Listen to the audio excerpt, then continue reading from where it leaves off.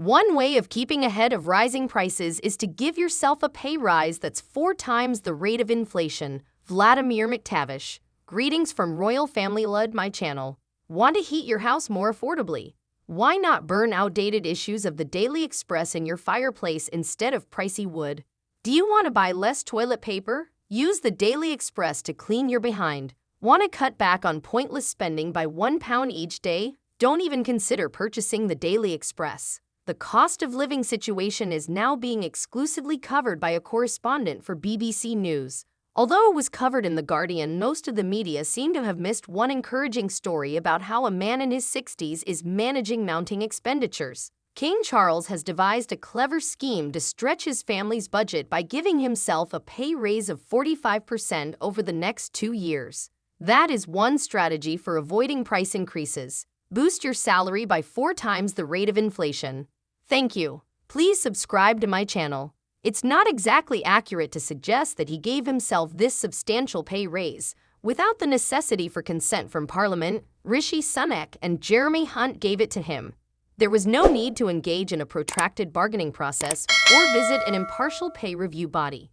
The same Rishi Sunak and Jeremy Hunt who are withholding their pay raise that might only keep up with inflation due to junior hospital doctors' strike action in England coincided with the release of this information. In recent months, it has been necessary for nurses, teachers, and rail workers to engage in strike action. We frequently hear accounts of people living in poverty while working, forcing vital NHS employees to go to food banks to feed their families.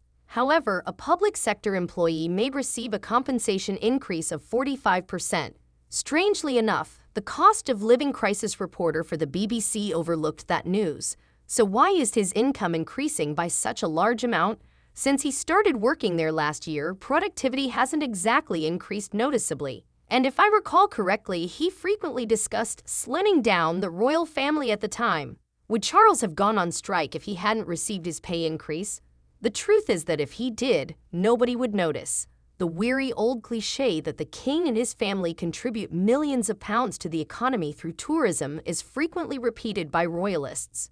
This may be the case, but whether he is present or not, Americans will still take pictures of Buckingham Palace. The coronation was the only occasion on which someone may have noticed that he had stopped working.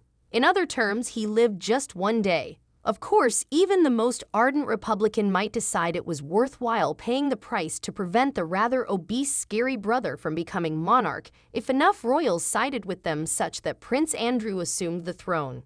Andrew the King, the royal family wouldn't exactly be slimmed down in that case.